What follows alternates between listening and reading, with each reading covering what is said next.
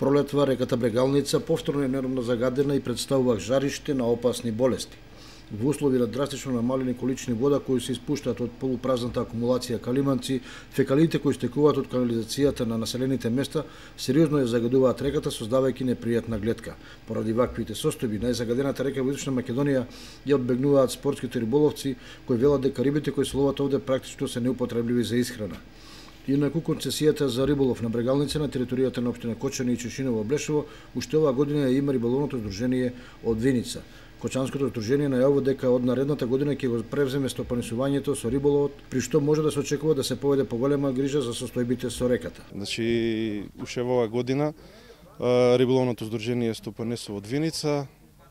Веќе оваа година одминуваат концесиите, па надеваме се дека нашиот район ќе биде под нас. Брегалница се загадува и од неконтролираната примена на пестициди во екот на заштитата на оризот од плевели, што негативно се одразува врз животинскиот свет, чија рамнотежа во последните неколку децении сериозно е нарушена.